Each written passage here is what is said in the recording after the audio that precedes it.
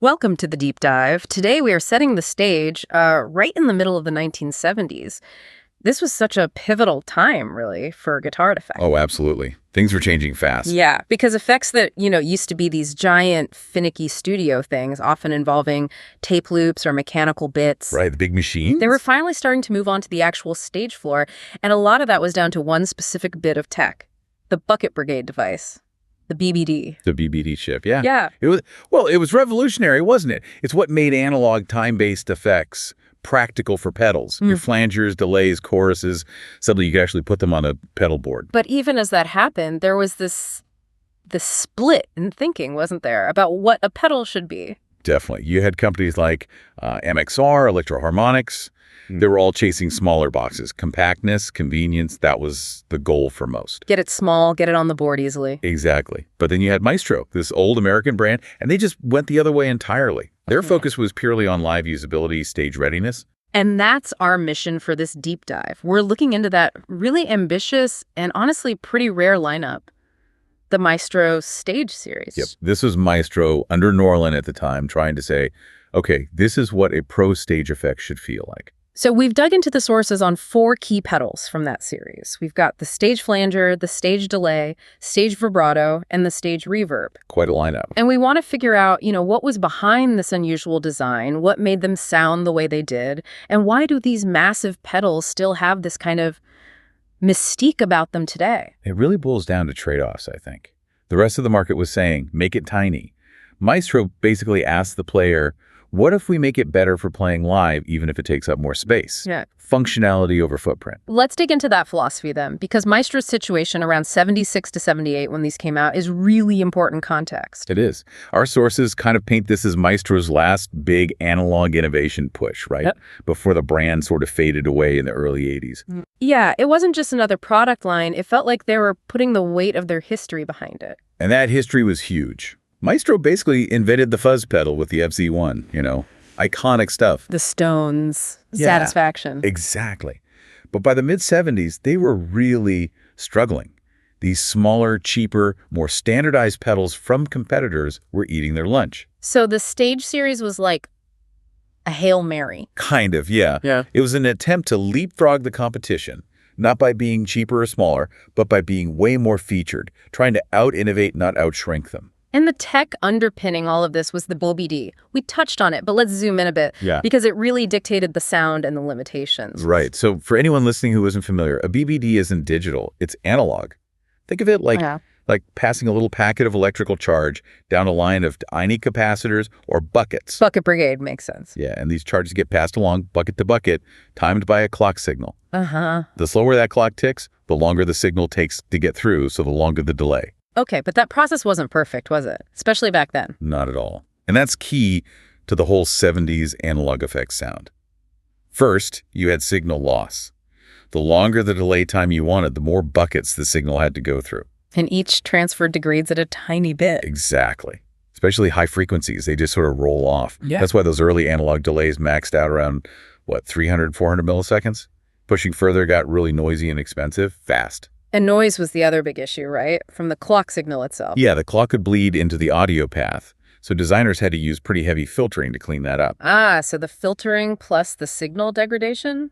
That's why they sound warm or dark. It wasn't just taste. This was partly a necessary compromise. They had to filter out the noise and artifacts. Maestro, like EHX using those early Redicon chips, or later the Panasonic MN3005s, they all wrestled with this. And the sources suggest Maestro leaned into that warmth, maybe darker than some others. Seems like it.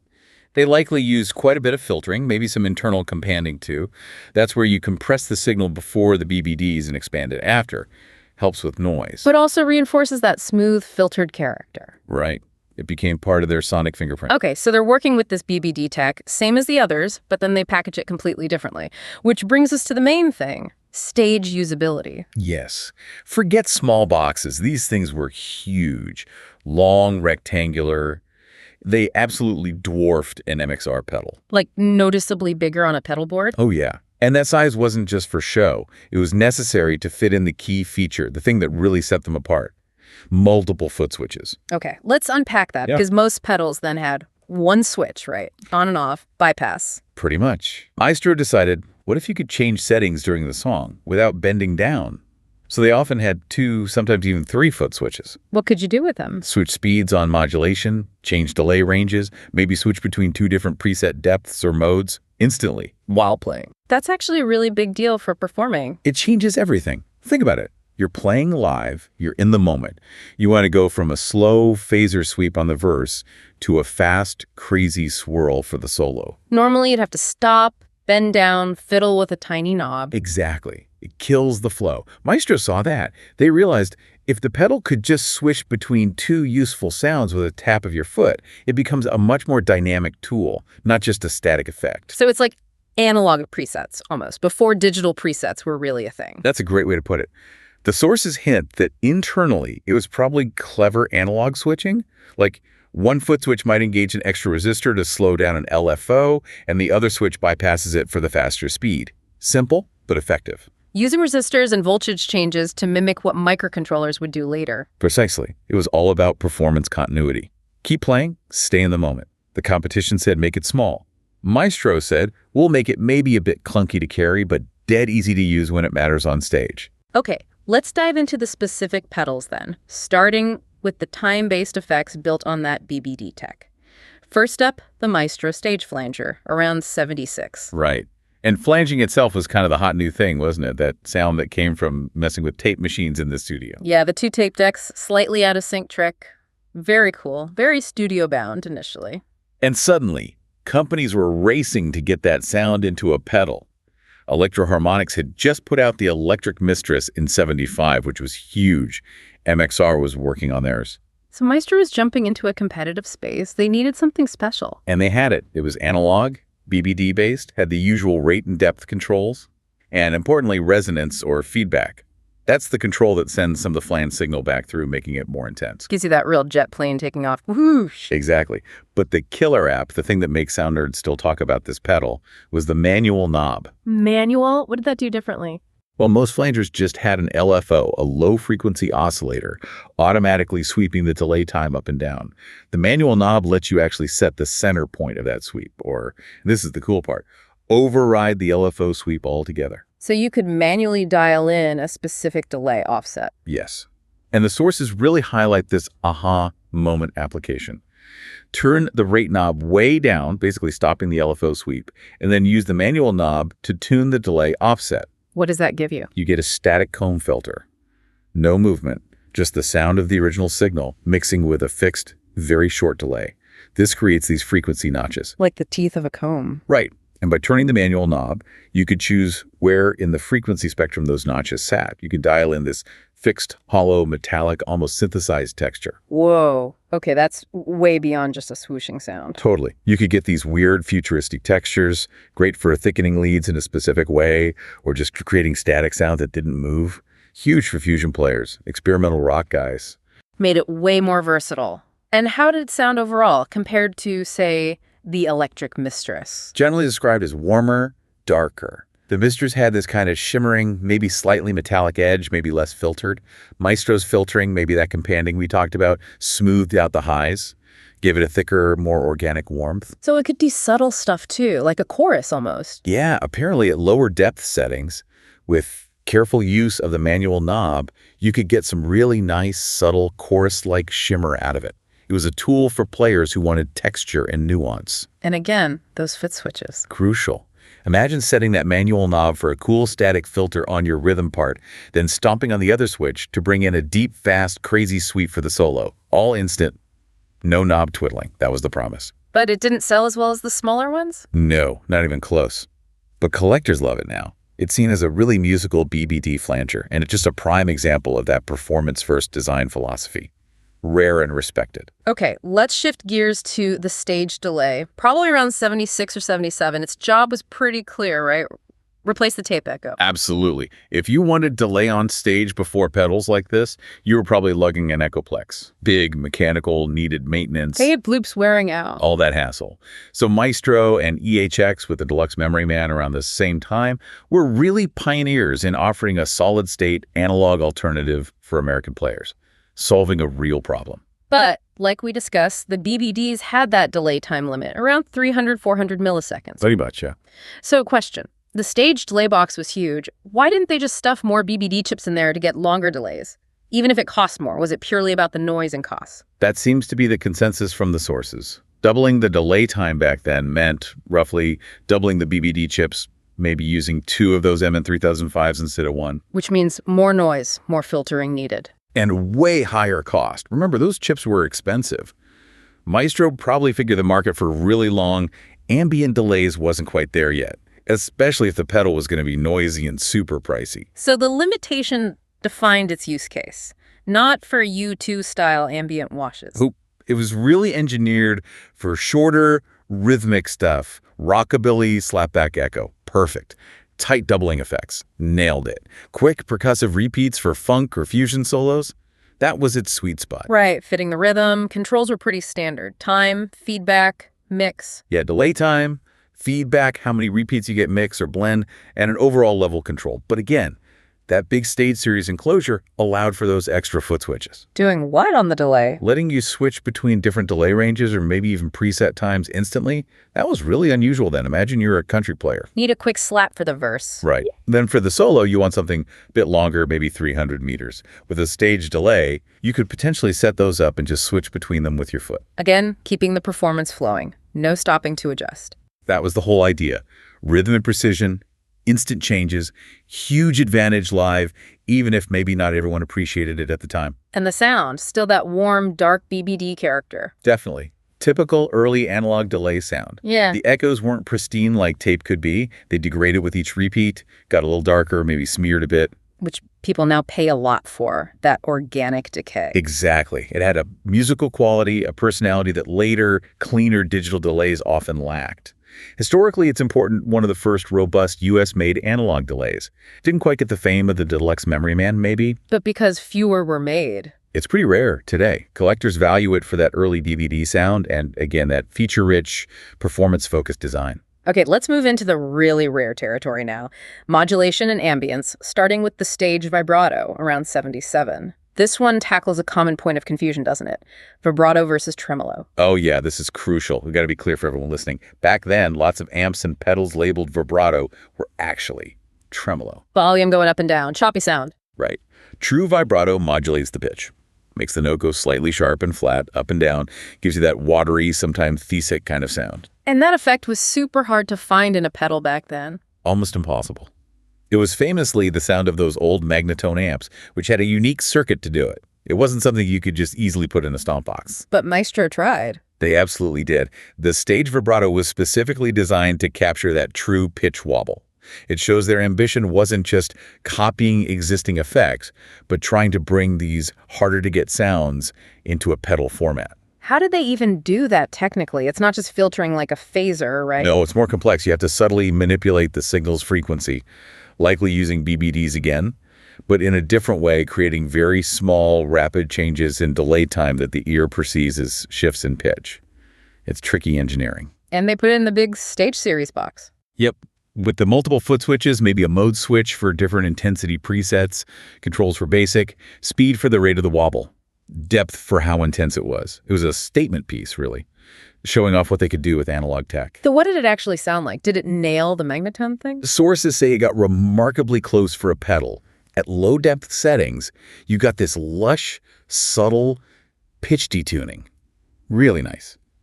Different from chorus, because it wasn't doubling the signal, just wobbling the pitch of the single note. When you cranked it. Then you got the real deal, a dramatic, woozy, almost disorienting psychedelic warble.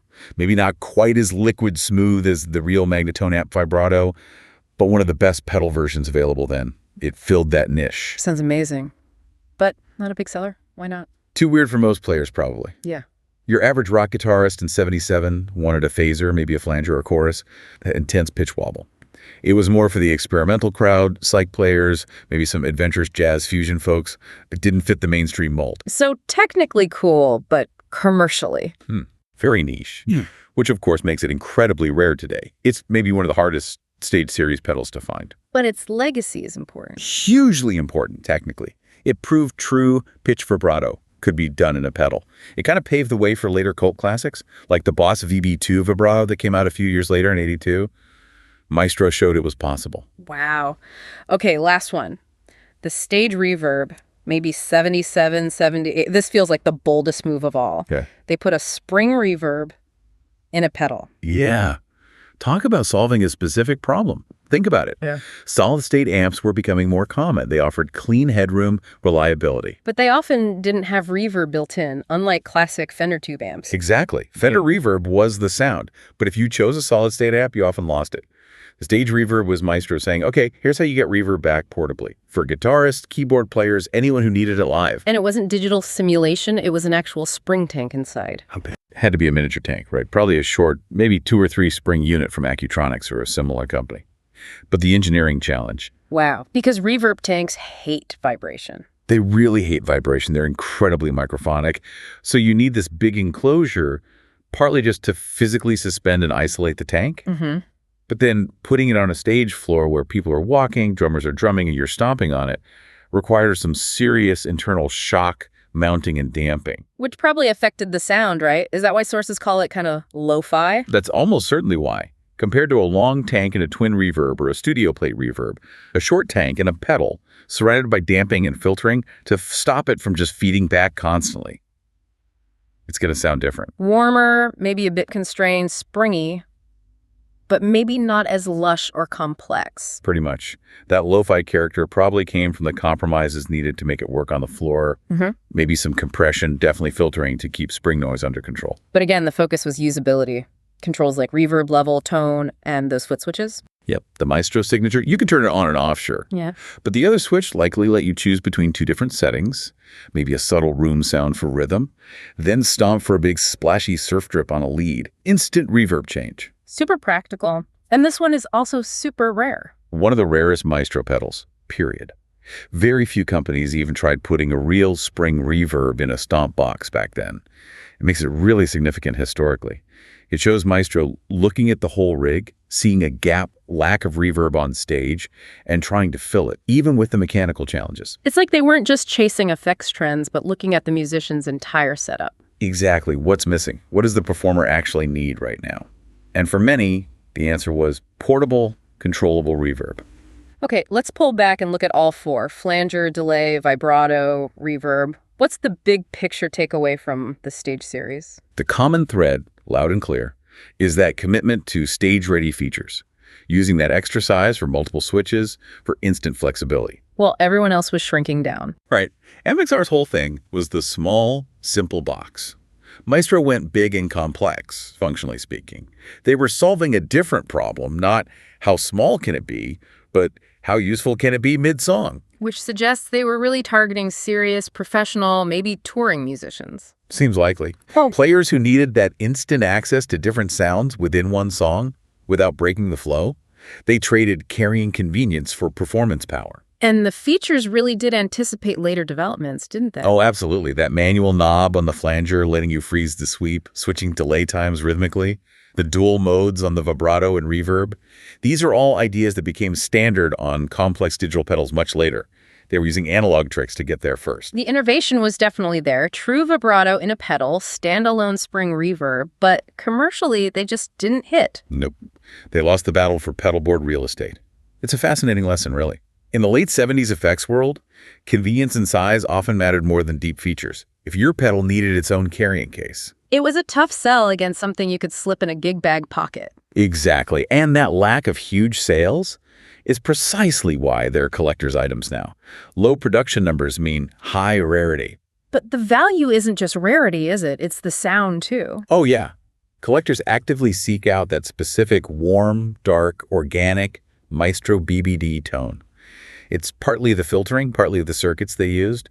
They sound unique. They represent Maestro's technical peak, in a way. So for anyone listening interested in gear history, what's the real lesson here? I think it's that historical importance isn't just about what sold the most units. The stage series matters because it was ambitious. It tackled a real need live flexibility with a unique design philosophy, even if the broader market wasn't quite ready to give up the floor space for it yet.